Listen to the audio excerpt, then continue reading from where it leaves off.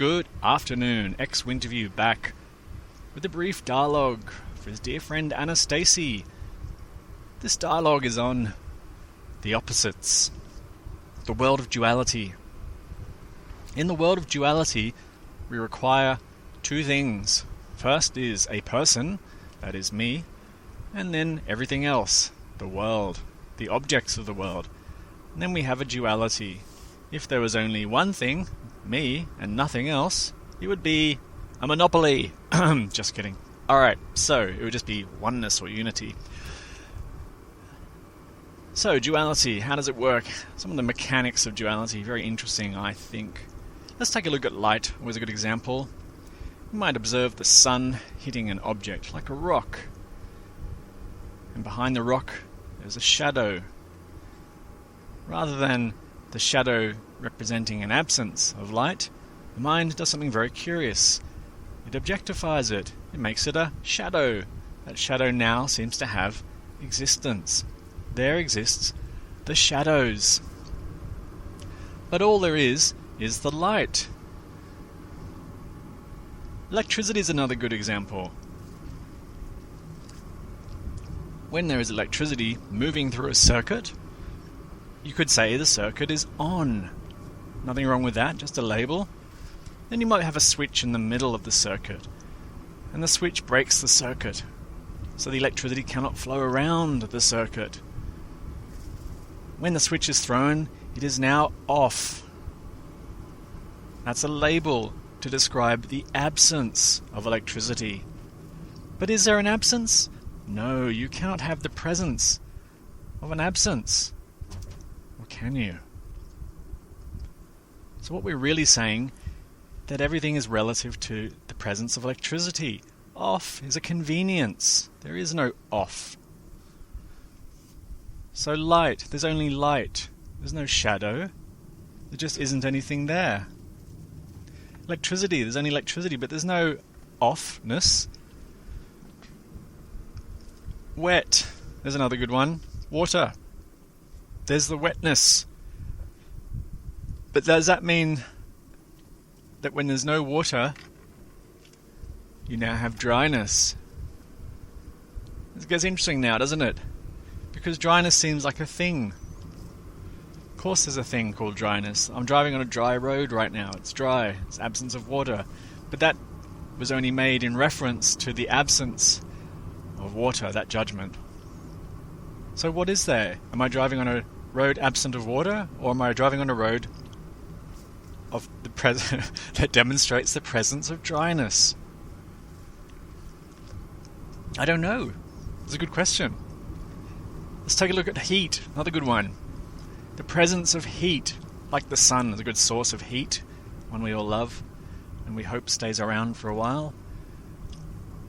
When there's no heat, we say it's cold, but that's only in reference to heat.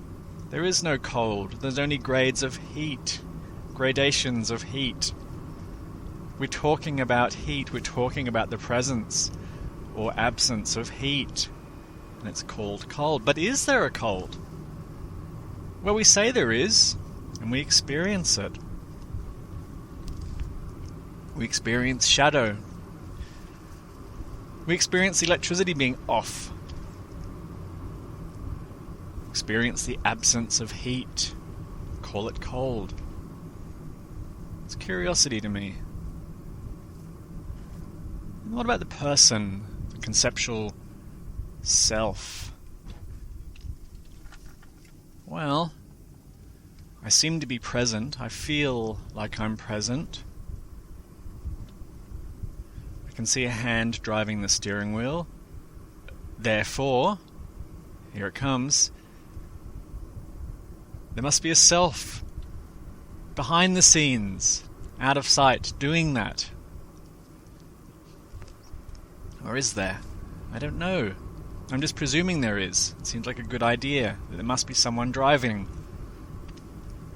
Another shadow, so to speak. We get the presence and absence in the human psyche. We try and define ourselves objectively. Good, nice, kind, etc. But what does the mind do?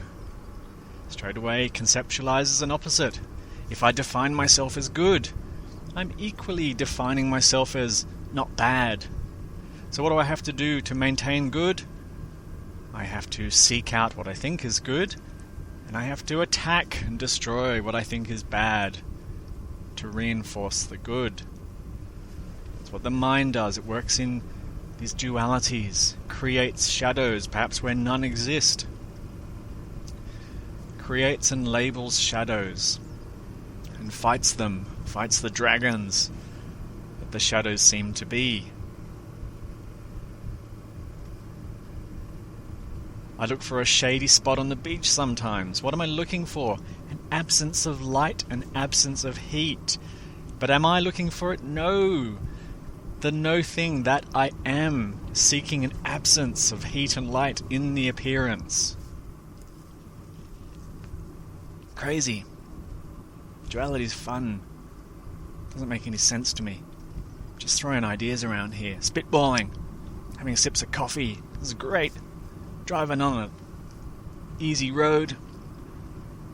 Okay. It doesn't matter. In the world of the appearance, in the space-time world where the conceptualized self seems to exist, all these dualities are fine. They're totally normal. They're part of the experience, you might say. They all occur, it's hard to say, not in presence, but in and as presence. They occur in a unity of sorts. Hard to say, so hard to say. They occur in that space that I am. The duality of the opposites. The polarity of the opposites. They occur in that space. They bamboozle the mind frequently. They have the mind chasing its tail.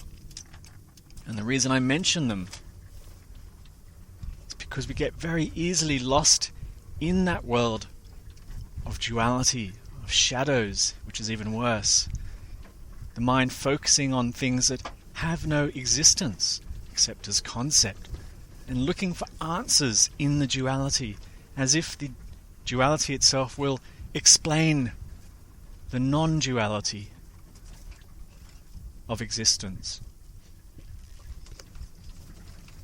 We look for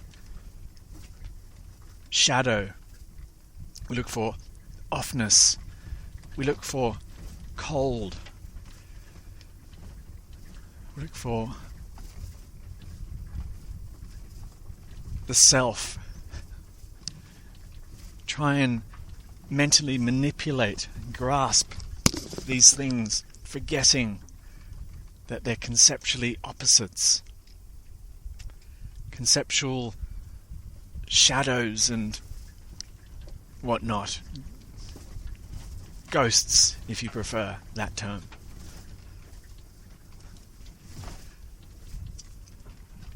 The world of the appearance is full of these dualities, these thises and that's, the heres and theres, the nows and laters.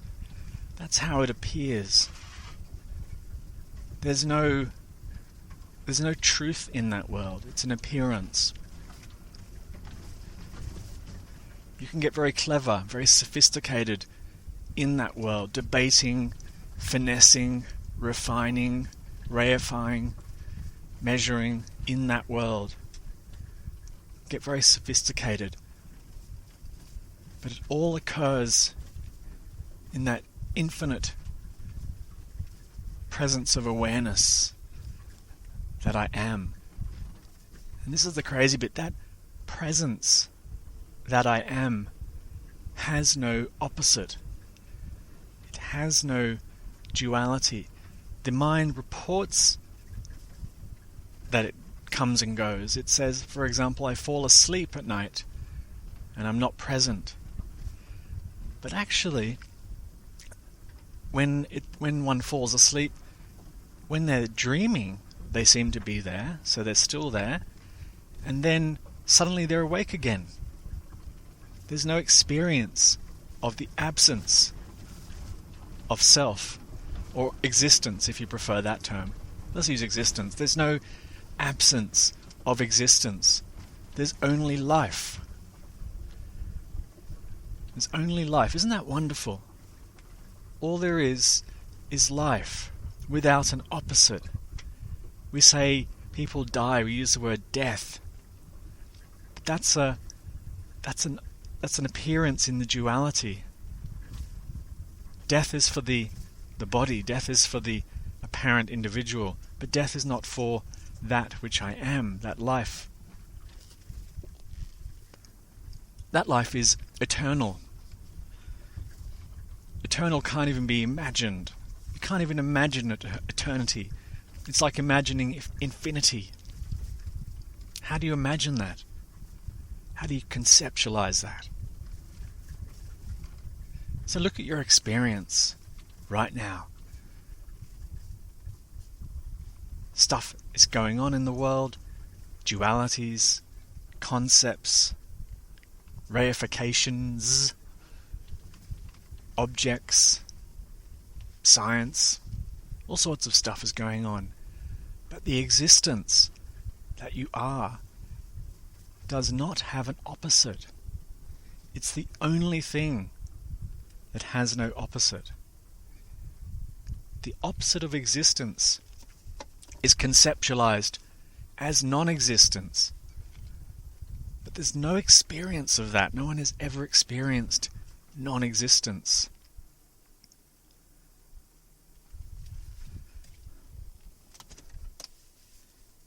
Okay.